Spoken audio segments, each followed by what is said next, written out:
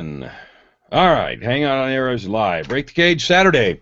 So today we're going to talk about several things. A couple of things are going on right now, and a couple of things have happened recently that are noteworthy in my universe and that might be useful to all of you who watch Break the Cage.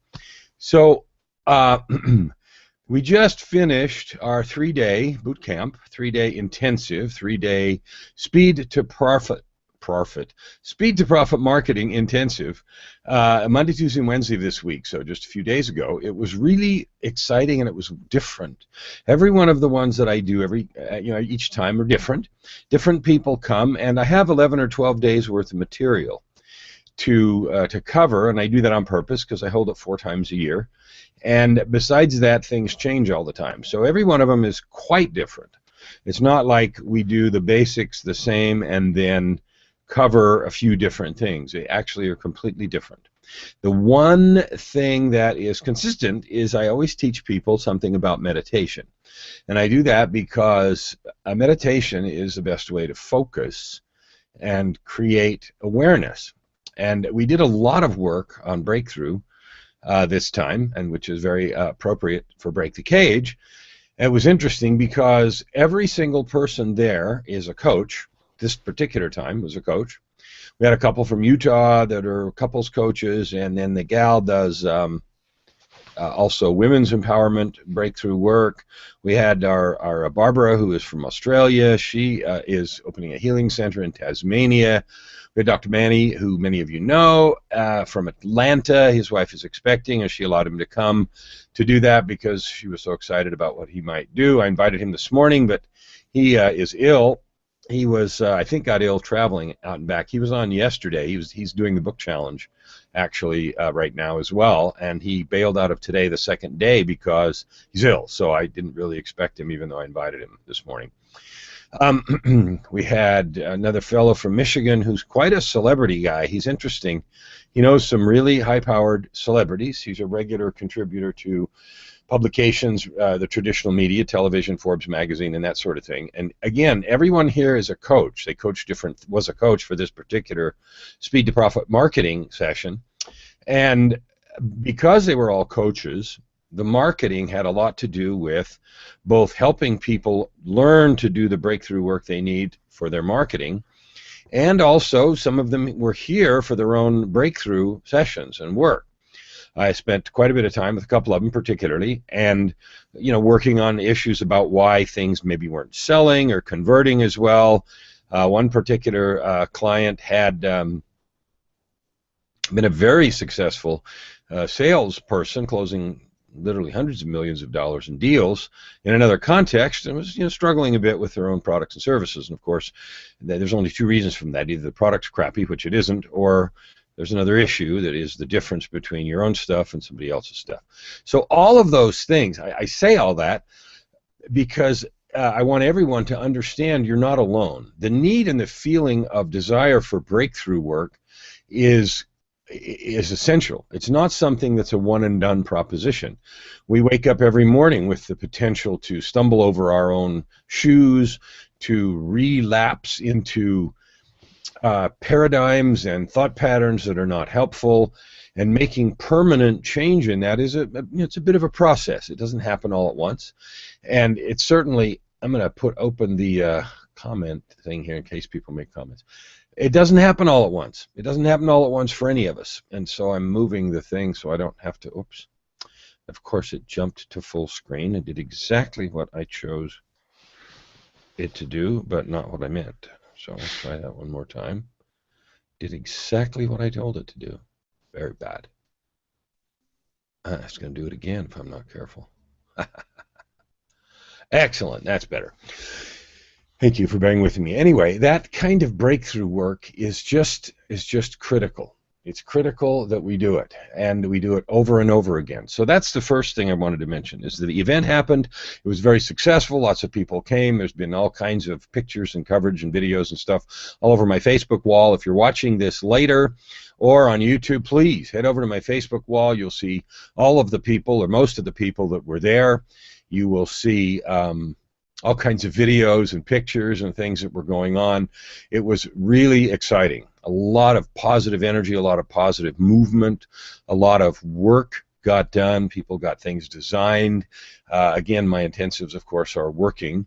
And so marketing programs were designed, messages were designed, things were clarified, a lot of practice. People got up in front and practiced their pitches, their 30-second things, explaining what they do in short and succinct and powerful words, learning how to use emotion, learning how to use story. I demonstrated some really good story, had some people in tears. And it's a very intense thing, and a lot of breakthrough happened there. So I'm done talking about the event per se, but it was just really exciting. It just got done. The other thing that's going on right now is the 2-day book challenge. So once a month in October, November, and December, I'm holding a 2-day book challenge.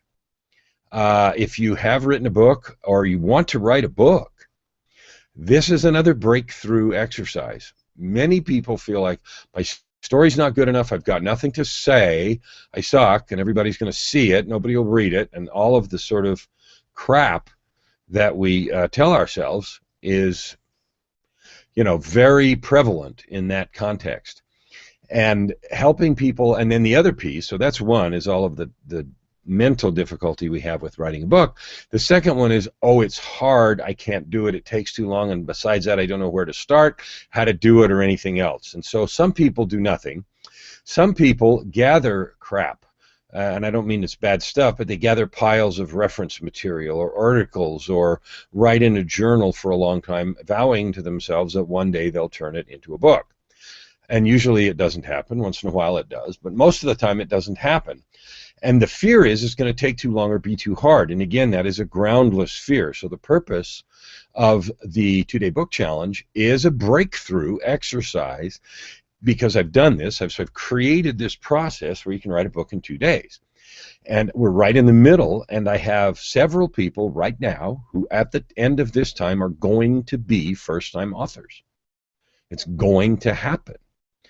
And so and this is the second one. I did one in October. I did actually 2 in October, one by myself to validate the process, and I posted results going through the 2 days on Facebook. And then I did one with clients, new clients, and we got victory there, and we've got another one, victory, and I already have several people signed up for the December one. So it's a really interesting and powerful breakthrough process, very apropos for Break the Cage, to get past another one of those elements that you perhaps don't think you can do. And what you do with the book afterwards, it's a different issue. We talk at the end of the 2-day book challenge about different publishing options, what you could do with it, and a whole range of things, but that isn't really the issue. The issue is just to take these 2 days and get that sucker first draft on paper, or in the computer, or in the digital domain, or somewhere, and get that huge albatross out from around your neck. So I've spent a good bit of time talking just in terms of the report stage of what's going on. Joy and Rick, I see you're here, and nobody else got with the time change, at least to be in it. There may be others watching. In fact, I'm sure there are, because some have said so. So anyway, either of you guys have comments you want to add to? Rick, I know you were a little bit part of the challenge because you were part of the group coaching. Any comments you guys want to make?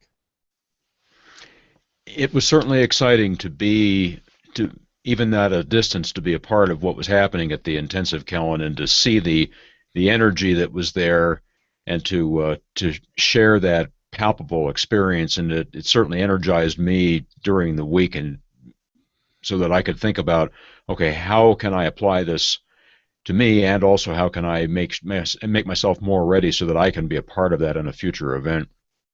So thank you for letting me share that. Good. Well, you're welcome. You're absolutely welcome. And I hope that all of the people, I know that was someone else on the call with you as well, and I know that others have watched the replay in the group coaching private membership, exclusive private membership, G+, that's what I'm thinking of, G+ community. And that's great, and I'm excited for that, and the people were excited to do it, and they talked a bit about it afterwards. And when we did the Q&A afterwards, the hot seat part, and we discussed some of the things that you'd heard from both the event and what we were doing, and then questions that you had, I discussed it with them afterwards about questions that you had and about your reaction to their stuff, and it was mutually beneficial. Their opportunity to do that, and to let me teach them another piece of breakthrough work about how to organize a group coaching program. So we then spent some time in the afternoon after that talking about group coaching programs. And sure enough, one, two,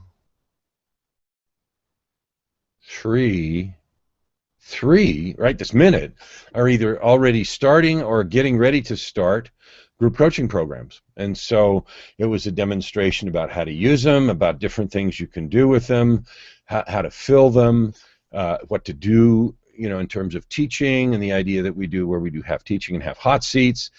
And all of that kind of stuff was discussed, and your reactions, and they were able to ask questions about what, how you're doing as members of my private coaching group, and so forth. And so it was valuable and validating on both sides. And so your participation, particularly you and Jeffrey afterwards, was really good. And Manny would have been too, except he was here, and so he was participating on the other side. But it was a really good opportunity to discuss that. So actually the benefits and discussion went both ways, which was a lot of fun for them as well afterwards to see your dedication and your excitement. Quite frankly, they talked about you particularly, Rick, and your jazz about wanting to be here, and so that was pretty cool. All right, great. Joy, do you have any comments? Just a couple. Nice to see you, Rick. It's interesting, like with the intensive too, and just the group coaching, like the amount of experience and the different types of careers people have had, and now they're bringing it to this, to their own, entrepreneurial endeavors. Just to be able to network and really, hang out with these, us in this group is just really invaluable, and able to share ideas and bounce things off each other without this fear of, I'm not going to tell this person because they may become successful and don't want that to happen. But when you're in a close group with people, who you consider friends really, just the I don't know, what I've gained is absolutely invaluable. And I like, also with the intensive, like we don't call them events, because event, conjures up this word of this big event, impersonal, and it's a sit and get, you sit there and take notes all day. This is an intensive, it really is. People don't want to leave because, we're having so much fun, but we're learning at the same time and bouncing our ideas off of each other, but creating products too while we're there. So, the intensive part of it, really comes to fruition when you see the end product created, how many days later. So it's a lot of fun. A lot of work and a lot of fun. So a couple of things more about that. The joint venture aspect and the participation. So I ask, and this is a model, many of you that watch this are either creating, Rick, you belong to our private coaching group as well, and I know others who watch this regularly, who aren't on today perhaps because of the time change, but are watching or may watch later, have asked me about the private coaching and want to be part of the membership group as well. And here's one of the things that we really stressed, and this is important, and the reason I'm raising it on Break the Cage is because one of the barriers we impose on ourselves is that we don't feel like we're influential enough. We don't feel like we know enough people, or that we'll be able to create a following or create a tribe. And one of the things I did is I had a few of the people that were here at the intensive take turns teaching. So I gave them half an hour to teach and had them do something. And every person that taught, everybody else here was blown away by the understanding, the difference between them and their own stuff, the insights. There were people scribbling down each other's email addresses and how to stay in contact afterwards. And at least two joint ventures that I know of were formed here. To move on afterwards, saying, holy cow, we should do this together or explore. So there were at least two that I know that were created on the spot, or at least to explore them. I don't know yet what will happen, but that wasn't the point. But the point is the resources that you can gain. So both in this in these broadcasts here, among the commenters, in the private coaching community that we do on Mondays, And in intensives like that, one of the most valuable things to break the barrier of I can't do this alone is to understand you're right, you can't, and you don't need to. Because there's all kinds of people there that are looking just as you are and just as hungry and anxious and interested in what's possible. And to live perpetually in the question of what's possible instead of constrained by what is at this moment is the stance to take. Well, what else could we do? And that's the powerful question. And so that's really a summary of that, and I wanted to talk about, so that was my lead in to what I wanted to talk about today on Break the Cage, which is that question, what else?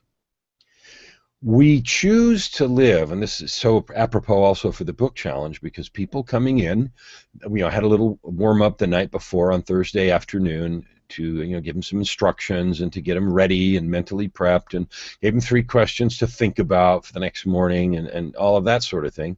And it's a grueling day. I mean, it's 12 hours, both days. And by the time we got done last night, I was asking them, well, do you want an extra half? No, I don't want an extra half hour. Let's be done right on time. And everybody was tired. Their fingers were tired, but some of them are typing, some of them are dictating, but it doesn't matter. Their brains are tired. They're worn out because it is grinding, and I coach hard, and I have them move, and they want to get done, and they come motivated and powerful. So the question is always, what else? We limit ourselves so much. We live in this cage of what we expect. Well, you know what? We get what we expect to get. So let's talk about how that's true. First of all, people treat you like you expect them to. So one of the things that happens in the church that I belong to is we go to a congregation that's sort of geographically defined. I'm a Mormon, member of the Mormon Church, Latter-day Saints. And so our wards, they call them wards or congregations, are just pretty geographically defined. So wherever you move, that's the ward you're in. So you look it up on the web, and there's the boundaries, and you figure out where your church is and what time it is, and you go. Well, that's fine. And one of the things that gets said often by new members of a ward is this old saying, and that is, someone will move into a ward and they'll ask the bishop or somebody else in that ward, how is this ward? How friendly? Are the people nice? Are the people, easy to get along with? Do they get to know people well? In other words, are we going to have a good time here? Are we going to be welcomed? And the question that goes like this, well, how is the ward that you came from? And then the person will then describe the ward they came from. Well, they were really nice and open and friendly, and I made lots of friends, and I was worried. I didn't really want to leave because I thought, I wouldn't find so many friends, and blah, blah, blah, blah, blah, blah, blah. And then the person will answer, well, you know what? You're going to find the same thing here. They're open and friendly and nice and everything else. You just find great people here. No problem. I'm so excited, blah, blah, blah. Another person will ask the same guy, or the same bishop or whatever, how's the ward? Is it friendly, whatever? And they'll say, how's the ward you came from? Oh, I don't know. We had a hard time making friends, and they just weren't open, and they were a little cliquey, and it was exclusive, and the kids didn't get along and everything. Well, you'll probably find the same thing here. You probably have trouble making friends and so forth. And so the funny part is, somebody will say, well, how can you give those 2 different answers to that same ward? Same bishop, same ward, same people, same church, same time, same everything, right? And the answer is really simple: is you get what you get what you look for. You find what you look for. And one of the most powerful learnings, we've said this before, but I'm saying it in this different context. You find what you look for. The way to think about that is you see the world not the way it is, but the way you are. And so if I'm a grumpy ass and I don't get along with people, and I look for the negative, and I assume people are insulting me, and I assume people are out to get me and somehow whatever, that's because that's the way I am. And I will find what I look for. I find who I am. And so we teach people how to treat us, is what I'm really trying to say. So in the context of relationships, this is true in business, it's true with your neighbor, and it's true with other members of your family. we teach people how to treat us. Now, I'm not saying that two other people out there aren't different. Some have sunny dispositions and some don't. But the average of how we get treated is what we expect. So if you go to a new workplace and you're apprehensive and you hide a bit and you hoard information and so forth, you will be treated that way. If, on the other hand, you're outgoing, you make the effort to make friends, and you try to fit in most all circumstances, that will succeed. And you are treated. You teach people how to treat you. That's really important in Break the Cage, because it has to do everything to do with how we form relationships. Excuse me. So I'm going to go on a little bit about relationships here, but before I do, I want to open the mics and see if Rick or Joy, who are here with us today, if you've got anything you'd like to add to that notion. I can certainly acknowledge what you're saying, Kellen. I've had that experience in my life.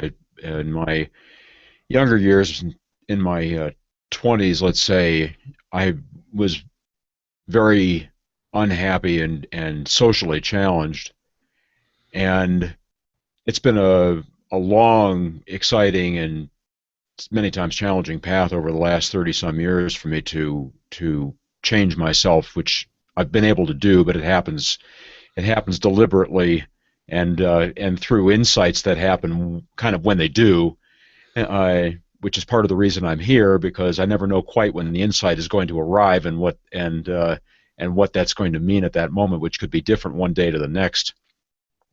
But when I go someplace now, and I notice that if I'm warm and I'm interested and I'm open and I'm looking for people to talk to and engaging with a smile and bright interest in somebody else, that's exactly what I get back.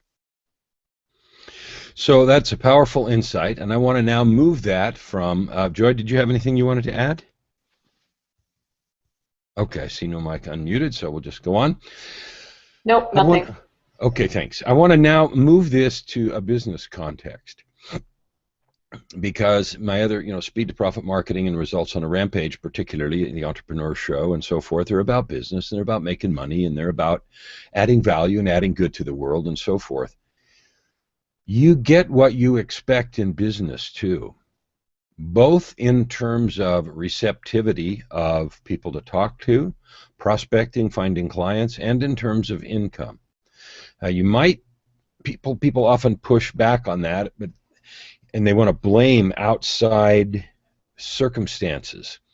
One of the first things we did at the event is go over something I call the life matrix, which is a proprietary equation, and a matrix, actually. It's a sort of a math-looking, graph dealy that talks about how life works. And they're really simple terms. And there is a place in there called the zone of power. And you can only get to the zone of power a certain way, and I'm not going to do the whole explanation here because we don't have time, and it's part of the event anyway. But the point is, you get what you expect, and if you want to be in the zone of power in business, you want to occupy the place of primacy. You want to be the answer in a niche instead of just another option. Then operating in the zone of power is critical, and the first and key element to get there is your own personal expectation.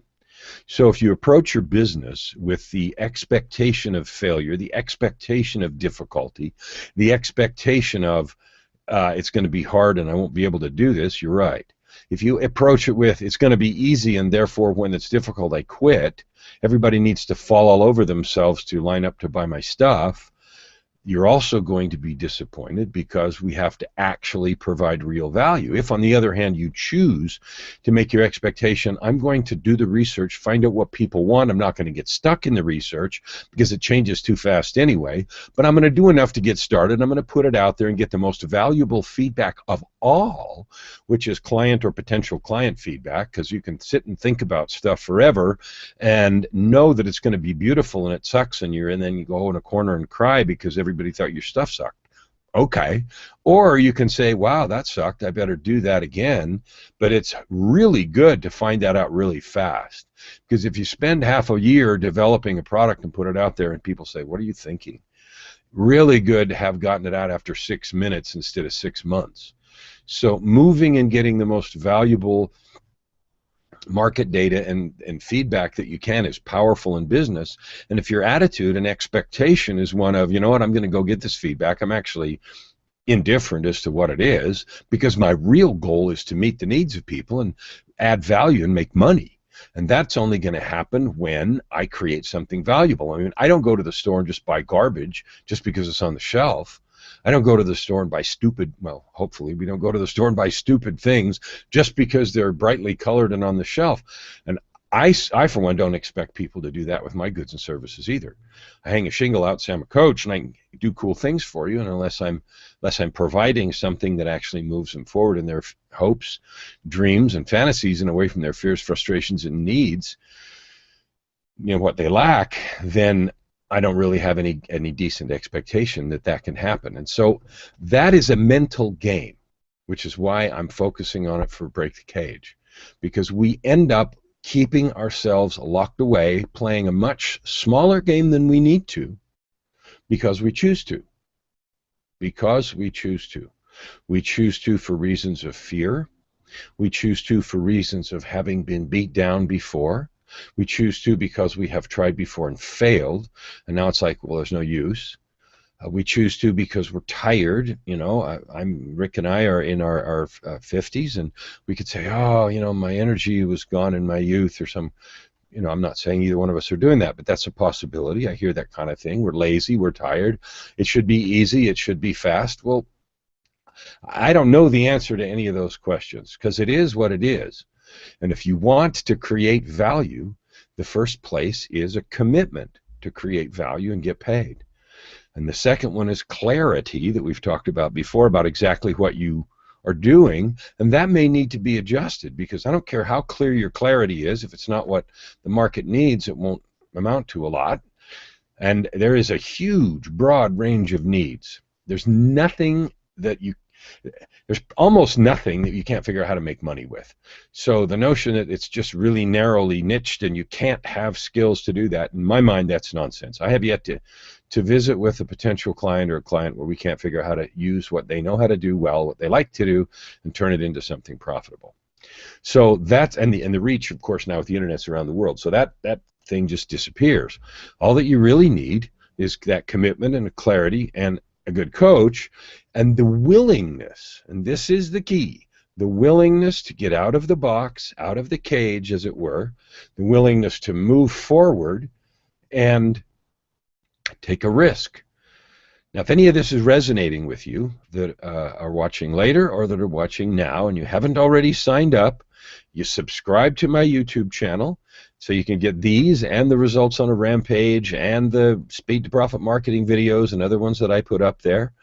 Go and opt into one of the websites, Speed to Profit Marketing or breakthecagenow.com, and let's get connected so that you can participate in this community of forward-thinking, powerful, motivated individuals that are about helping you to break the cage and get out of your own way, get out of your own head, and increase the expectation that you have of your results.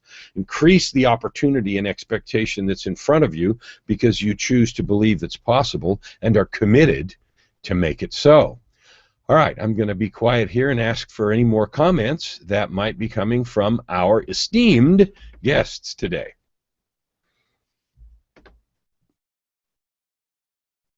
I see none, so that's okay. Comment is not required. So if you haven't already, I'm going to remind you of three things. There is the 2-day book challenge. If you have written a book or want to write a book and you haven't done it yet, I don't know what you're waiting for. With the technology the way it is, there's no excuse. On top of that, I can help you get it done in 2 days. I've done it a bunch. They're successful. It works. So www.speedtoprofitmarketing.com/book challenge is a place to go to get that done. If you want business help, then that's just speedtoprofitmarketing.com. There's some free resources there. You can get on my list. You can talk to me about going to my next intensive, which will probably be in the first part of March, and so forth. There is another option for you, which is breakthecagenow.com. breakthecagenow.com, breakthecagenow.com, which means, of course, taking action at this moment. There's also all of my LA Talk radio shows and plenty of resources out there to connect with me. Go to Facebook, like my page, friend me, all that sort of thing. And let's get connected and get you moving is really the crux. Whatever's in your way doesn't have to stay there. Whatever's in your way doesn't have to stay there. So I invite you, participate. Break the cage now at Join Me, and we'll see you next Saturday on the next edition of Break the Cage Now.